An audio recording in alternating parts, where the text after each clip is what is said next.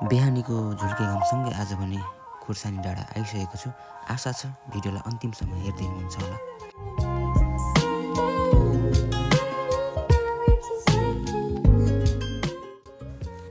वरिपरि ठुला ठुला कल्पना गर्न नसकिने डाँडाहरू र सुन्दर सुन्दर घरहरूको संयोजनमा बनेको सानो गाउँमा तपाईँहरूलाई ल्याइसकेको छु आज।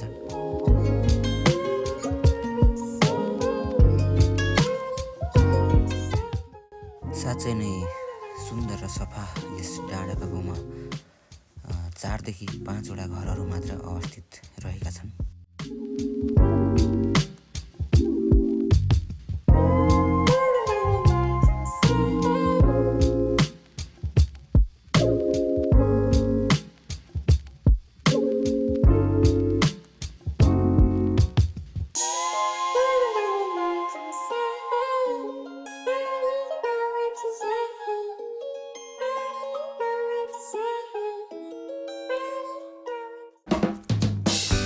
हेलो, गुड मर्निङ, नमस्ते। आशा छ यहाँहरू सबैजना सन्चै हुनुहुन्छ होला। र म चाहिँ अहिले पाल्पा जिल्लाको पूर्वखोला गाउँपालिका आइसकेको छु। यो चाहिँ वार्ड नम्बर 4 हो। र यहाँ आएको हामी 1 हप्ता हुन लागेको छ। र यहाँहरूलाई यो ठाउँको छोटो भिडियो प्रस्तुत गर्दैछु। र यो ब्याकग्राउन्डमा देख्दै गर्नुभएको घरमा हामी अहिलेको बसाइ चाहिँ हाम्रो यही घरमा छ। र हामी अहिले कतिजना 13 जना होइन त, 13 जना बसेका छौँ। र यहाँको वातावरण एकदम क्लियर छ। यस्तो अब मौसम चिसो होइन, एकदम स्वच्छ वातावरण छ। यो गाउँको शान्त होइन, एकदमै रमाइलो, एक्लो भए पनि रमाइलो महसुस हुने ठाउँ। र यहाँबाट यो पारी जुन देखिरहनु भएको ठाउँ, यो डाँडा, यो चाहिँ पाल्पा जिल्लाकै रम्बा गाउँपालिका पर्छ भन्ने कुरा चाहिँ मलाई यहाँ जानकारी भएको थियो। र यहाँबाट थोरै हिमाल अवलोकन गर्न सकिन्छ। यो हिमाल चाहिँ कुन हो मलाई यसको नाम चाहिँ थाहा भएन। र यता यो साइड चाहिँ पूर्व पर्यो। र यो साइडै खोला बगेको हुनाले पूर्व खोला नामाकरण पनि भएको मैले यसो विचार अनुमान गर्छु। र हाम्रो दाइ चाहिँ खाना बनाउनको लागि अब तयार गर्दै हुनुहुन्छ। चिसोमा गाह्रो छ है दाइ? गाह्रो छ यार। के गर्नु, अब ड्युटी हो होइन, फेरि खाना पकाएन भने अब भोकै भइन्छ होइन। ल, हाम्रो घर चाहिँ यस्तो छ। र त्यति धेरै पुरानो घर पनि होइन, छानाहरू ठिकै छ। 4-5 वर्ष चाहिँ भयो होला यो घर छोडेर। र घरको पछाडिपट्टिबाट चाहिँ यस्तो छ होइन, यस्तो छ पुरा। एक साइड चाहिँ भत्किसकेको रहेछ, त्यही पनि हामीलाई बस्न भइराखेको छ। र यो न्यानो छ एकदम।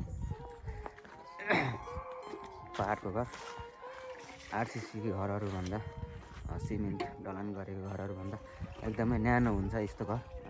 हजुरहरूले महसुस पनि गर्नुभयो होला कतिपय ठाउँमा। र यहाँ तल गाउँ छ सानो। यहाँको घरबेटी यहीँ बस्नुहुन्छ यो ठाउँमा। र यहाँ तल माथि म अहिले जान्छु र त्यही गाउँमा भेटौँला है त। खाना बनाउँदै हुनुहुन्छ रहेछ। खाना पकाउँदै हुनुहुन्छ आन्टी? कस्तो दामीको घर, सुन्दर बुट्टाहरू पनि।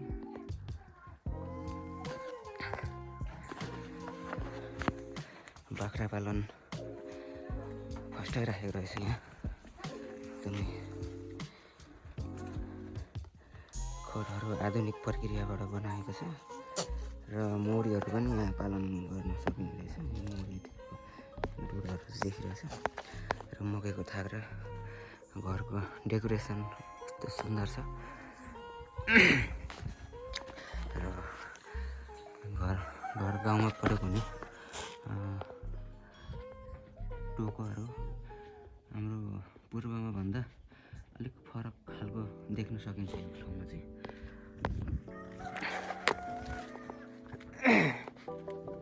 घरको बनावट पनि अलिकति फरकै छ यो ठाउँमा। कस्तो दामी फुल फुलेछ यो फुल।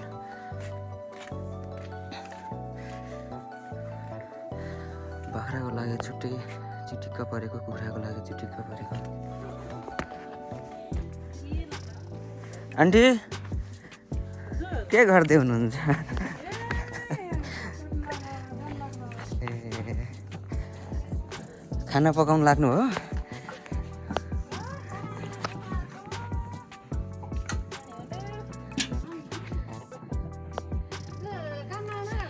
काममा गएन आन्टी, म 2 दिन भयो बिरामी भयो कि अलिक औषधि खाँदैछु। अनि मलाई काममा नआउनु भन्नुभएको छ, रेस्ट गर्नु 1-2 दिन भन्नुभएको छ। अनि त्यही भएर बसेको बेला घुम्न आएको। के पकाउनु भएको छ यहाँ चाहिँ? ए बाख्राको लागि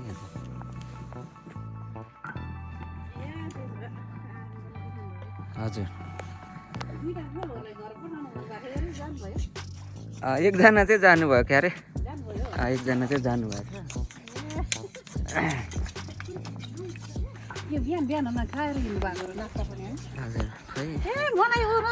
होइन के हुन्न हुन्छ गर्नु न गर्नु हुन्छ के हुन्छ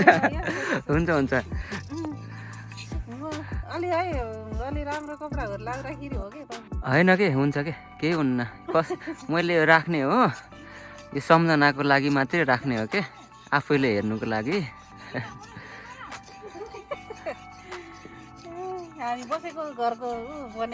हो त अब कहिले अब आइन्छ आइन्न होइन, आएको बेलामा अब खिचेर लगेछन् सम्झना हुन्छ के। सम्झना हुन्छ, भाइरल त कसरी हुन्छ र? हजुर टिकटकमा हाल्दिनँ नि मैले राख्ने मात्रै हो यतिकै।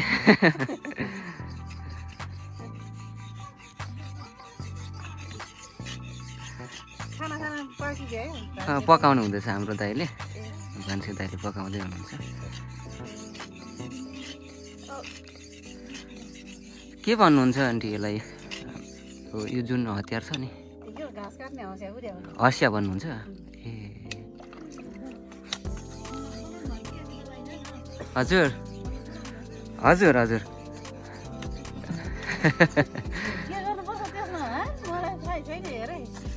केही गर्नु पर्दैन के आन्टी? हजुर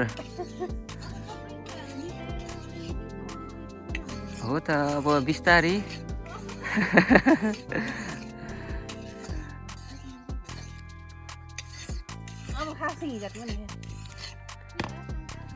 रेडी भयो त? यसले त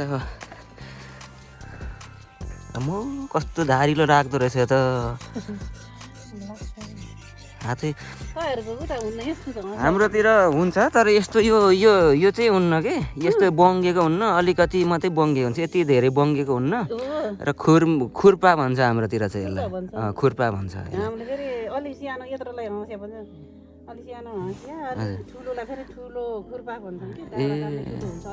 हजुर हाम्रोतिर यत्रो पनि यो साइजको पनि हुन्छ तर यति धेरै बङ्गेको हुन्न, थोरै बङ्गेको हुन्छ। हजुर हो त हजुर। यहाँ चाहिँ बाख्रा पाल्नु भएको छ तल। बाख्राको लागि चिटिक्कको खोरहरू न, कुखुरालाई छुट्टै खोर रहेछ है।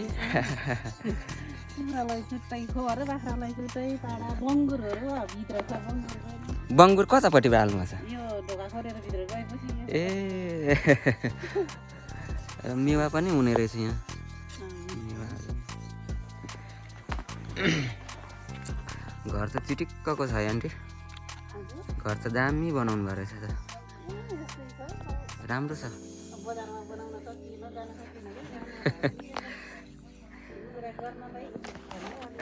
किन सहरमा चाहियो त आन्टी गाउँमा आनन्द हुन्छ कि सहरमा काल्चा झन्डै राखेको छ घरमा यस्तो बगर छ क्या घरहरू र म पल्लो घर जान्छु अब यो कफी राम्रोसँग हुने रहेछ कि कफी यो फलिराखेको हुन्छ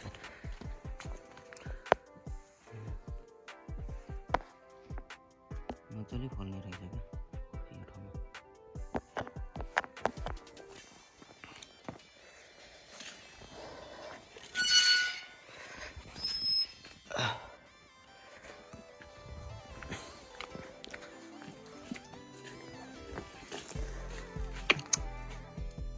के हो दबाई हो कसको हो राख्नु राख्नु ल खानुहुन्न है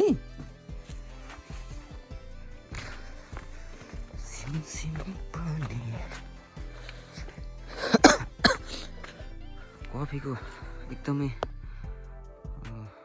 राम्रो उत्पादन हुने रहेछ क्या यो ठाउँमा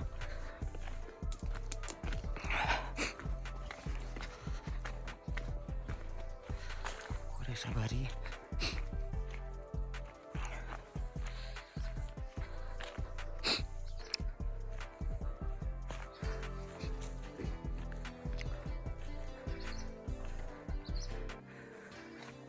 बाख्राको खोर यस्तो तरिकाले चामल खोर बनाउनु रहेछ यो चाहिँ त सायद यो कुखुराहरू पनि पाल्न सकिने खोर बनाउनु रहेछ यस्तो छ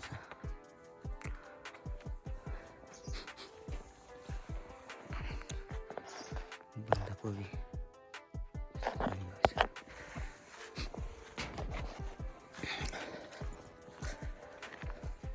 युट्युबमा पनि यसो लगाउँदाखेरि तपाईँको पनि भिडियो आइपुग्छ के लागिदिन्छु ल ल धन्यवाद ल अहिले चाहिँ हामी मैले भने नि खाना लगाएको छौँ साँझको कति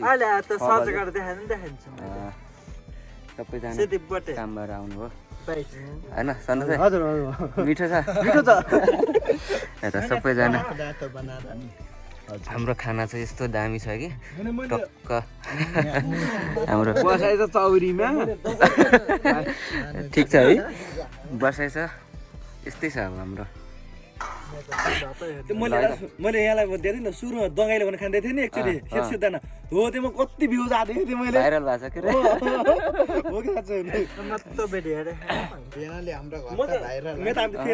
कि युट्युबमा टिकटकमा छैन क्या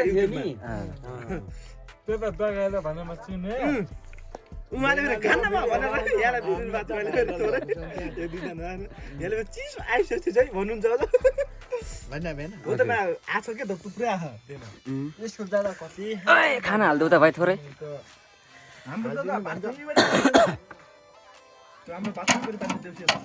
त्यो पुरा औषधि हुन्छ भनेर खाएको नि मैले त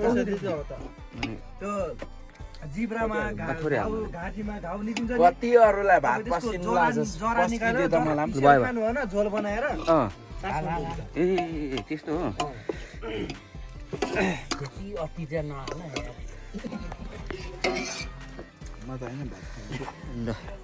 अहिलेसम्म खाइसक्नु भएको छैन लु लु खानु है ल खाना खाइसक्यो अब चाहिँ सुत्ने हो केटाहरू ढोका बन्द गरेर सुतिसके के को सुत्नु गेम खेल्दै रहेछ केटाहरू त ठिक छ अनिल हाम्रो छोटा डन हेर्दैन त हाम्रो काका के छ अनि ठिक छ लुगा किन फ्याँक्नु भएको अनि काकालाई कस्तो छ त यति टाढा काम गर्नु आएर कमाइ कस्तो छ त ठिक छ कमाइ त एकदम रेडी गएर पुगेर भित्र सबै देखाइदिनु राम्रो छ कमाइ एकदम काम गर्नु कतिको ढाड दुख्दैछ त आमा मलाई त पास भएको छ हौ पास भयो अहिले दुख्दै पनि छैन साँच्ची दुखेको छैन छैन अस्ति साँच्ची हो सुरुमा कस्तो भएको थियो सुरुमा त के हुँदै जानु पर्छ कम घुँडा यस्तो दुख्दै छैन पनि अस्ति दुख्थ्यो अनि अस्ति त आज भोलि दुख्दैन छैन अहिले ए लु पास पास भयो तर जाँडा सिज अलिक काट्नु राख्नु पर्छ जाडो सिधै नखानु ल नखानु पर्छ ल अब सुतौँ ल सुत ल म चाहिँ यहाँ सुत्ने हो अब ल गुड नाइट बाई बाई